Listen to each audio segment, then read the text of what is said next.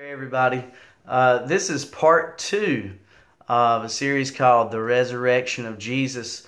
Maybe you saw the first video. If you didn't get a chance to see it, I suggest you go back and watch that video again. And of course, subscribe and like the video, share it with your friends, and I'm sure you're going to get something out of it. I'm sure it's going to empower your life and help you understand the scriptures better. So, what I want to look at really is, again, the discovery of the empty tomb. We talked about last week how the disciples ran there and Peter himself ran inside the tomb. It was believed to be Peter and John. But this week there was Mary Magdalene and one of her friends, and they were going to go anoint Jesus's body. And we can read about it in Mark 16:3-6, and see what happened to them. And I'm just going to ad-lib it for you, but you look it up for yourself. And the thing that we discovered, here's why you look it up for yourself, because the disciples didn't know the scripture. John 20:19 says that the disciples didn't know the scripture that Jesus would rise from the dead.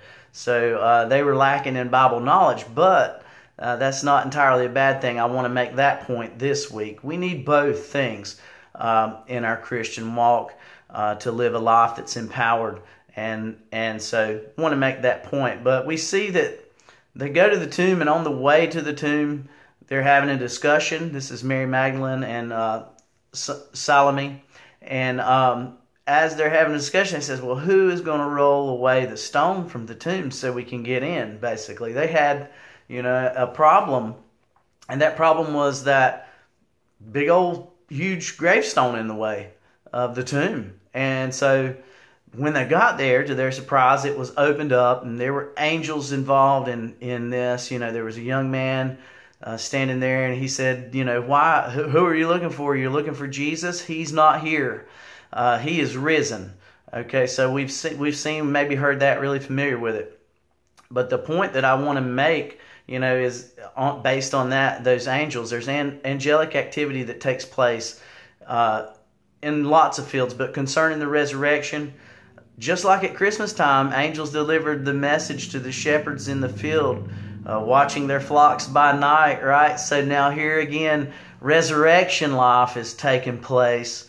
And there are angels again here, and they're explaining to the people who will become the shepherds of God over His people initially, and they're saying Jesus is risen. They give them a promise and remind them of it. Actually, Jesus said He would meet you later in Galilee. Like, come on, this is a no-brainer, you guys.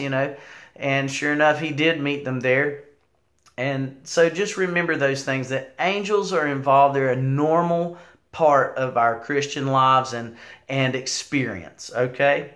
So now concerning the disciples, they didn't have a lot of scriptural knowledge, but they had a great amount of experience. They had hung out with Jesus, but we see them here after Jesus' crucifixion.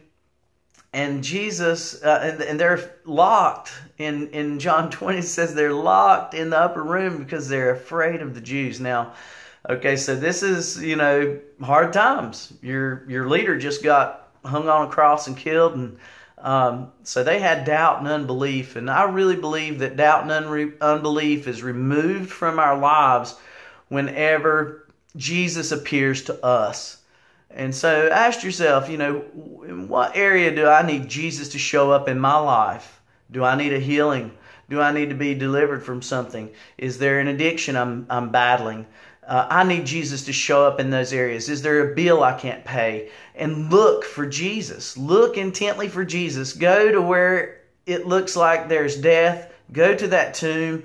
Look inside, see that the death is no longer there, that there's life, there's resurrection life. Resurrection, something has come back to life. Your marriage come back to life. Your finances came back to life. Something is not, the death that was there is now gone because of Jesus and His resurrection. So, and I just want to make a couple points about the disciples. So Jesus appeared to them in the upper room, and then appeared to Thomas, and we see that happen in John 20 as well. And the thing is that if our knowledge was sufficient to base a relationship with Jesus on, then encountering Jesus for who He is would have no purpose in our lives.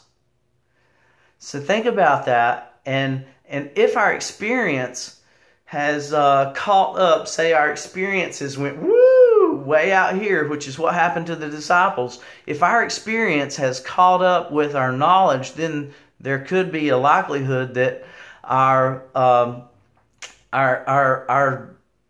faith is becoming stagnant.